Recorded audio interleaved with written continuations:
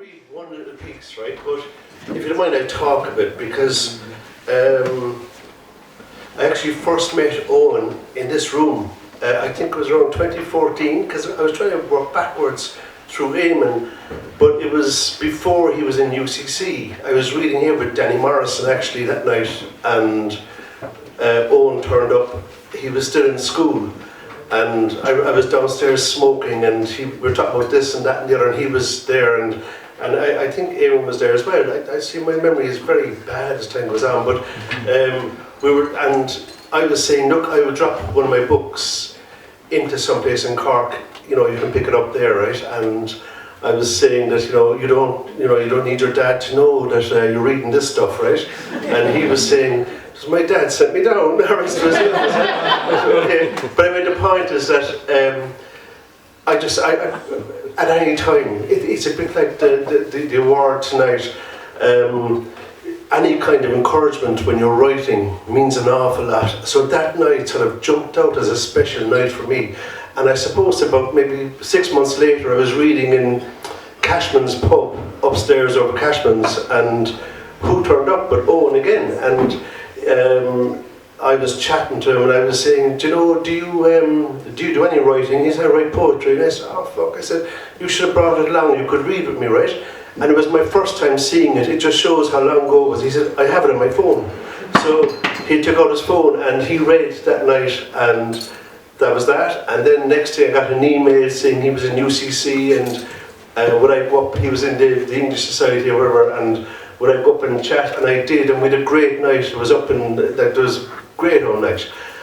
And then the following year, or maybe later on that year, there was a second date organised up there, right? And then it sort of vanished, and I heard no more. And it was the following year after that, when the new person came into the society, they were going through the emails, and he realised that it hadn't been followed up, and he told me about Eoin, and it was very, very, very tragic. He was a sweet guy, and he was very encouraging, and a great poet, and I really feel very much part of the Murray family, Brian and Maria and stuff, ever since.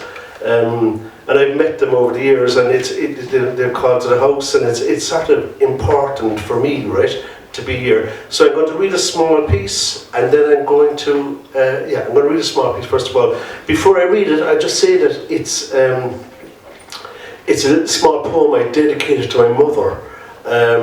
My mother comes from a family of 10 girls, and they lived up a mountain in Beara, and she used to always be talking. The house is still there, right? It's an old farmhouse up the top of a mountain, a place called Cruha, which is sort of translates into being rough, and the land up there isn't great land, right? But they had 10 daughters, and she used to always talk about this stream that ran next to the house.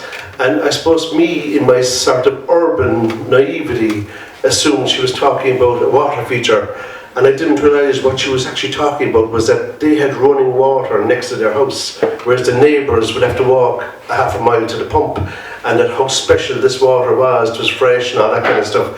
And anyway, she obviously came to Cork, she met my dad, and they had 12 children, and I'm number 11. And when you're born into a family, like basically children like me, right, it's a very sort of self-indulgent place to be. You don't actually realise that maybe your parents had dreams and ambitions before they met each other. You assume this came as a package and you were sort of part of this package. And it's only later on when you realise, cripes, actually no, there were two individuals who had their own dreams, their own ambitions, and willingly, totally, they sort of, shelved them into my dreams and my ambitions and my health and all this kind of stuff, right? So I'm going to read this. It's a small poem. I hope I brought the book, Past clear pools sparkling blue, sweeping down to the white sands at Puxley's mine. She dared to dream of townland tales, the gallant rescue of Calf Rock, the Spanish Armada, when the Ranties had their day, and Wolfe Tone led the French in treacherous water against the tide at Beara Bay. This is Beara, she'd say, where the ancient Gaelic order stood against the crown at Dunboy Bay, a shoreline of breathtaking beauty, carved by the pounding of the wild Atlantic, kissed by the warm stream from Mexico way.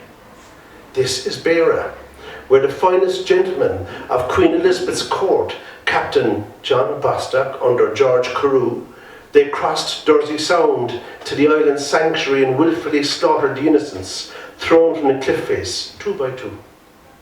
This is Beara, a marriage of fact and fiction, where the spiritual complements the natural without contrivance or contradiction, and how Sullivan Bear led the remnants of his clan on the trail of tears to Leitrim from this, his homeland. This is Beara, a mystical land where history and story go hand in hand, where the demon hound of Loch O'Vool warned of impending doom, and the lonesome cry of the banshee sweeps across the crest of Crewe.